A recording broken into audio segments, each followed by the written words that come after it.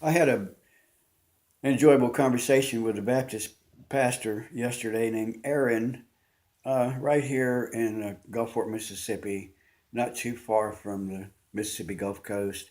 You go a couple of blocks north of the Mississippi Sound and the beach, and you cross the railroad tracks, and pretty soon you come to 22nd Street, and it's a pleasant, kind of sleepy neighborhood. And he's got a church building there, and I ran into him because I just happened to park under a shade tree in his parking lot. He came out because he was leaving the building about that time, and he thought this guy might have shown up to speak to me for some reason, so I better, address him and say, "Who are you?" and "How can I help you?" or whatever.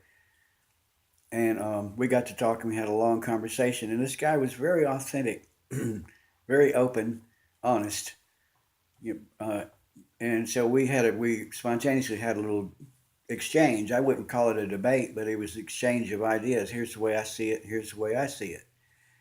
No hostility. Nobody tried to change the other person, but simply inquire, how do you see it? And now that you ask, here's the way I see it. I could be wrong, but this is the way I see it. I'm looking for the truth. I'm trying to find answers.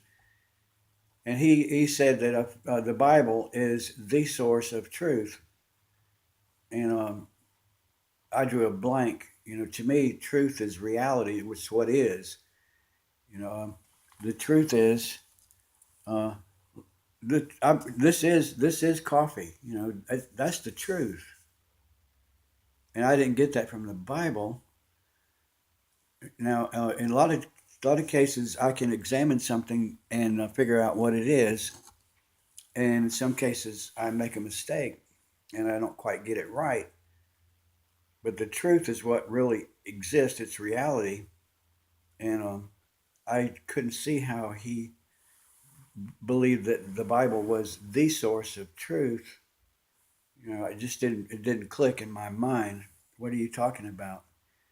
And as an illustration, if I'm um, um, recreating his intentions correctly, as an illustration, he used the analogy: how do we know that murder is bad or wrong? And his explanation is because the Bible tells us that it's wrong. And and he went on explaining that, and I'm eager to jump in and say, well, I see it differently. I suspect that we know that murder is wrong because it's in our DNA. We're programmed to know it, and plus it's may or may not be in our culture. So according to my theory, we are programmed to behave in certain ways, either genetically or culturally. And that's how some of us know, most of us know, that murder is bad and wrong. And quite frankly, if a neurobiologist got angry with somebody after work in the parking lot over a parking lot dispute, and this scientist who knows all about DNA and knows all about evolution, anthropogeny, and anthropology, if he lost his temper and harmed somebody in a rage, he would probably feel guilt and shame, and that feeling of guilt and shame, I believe, would be in his DNA and in his cultural baggage that he inherited because he was born on one side of the railroad tracks, and the gangsters and troublemakers and thieves were born over here in this environment, and they were taught that if you want money, you got to sell drugs, and to sell drugs, you got to enforce the rules, which may uh, entail uh, the act of killing with a gun. Two different cultures.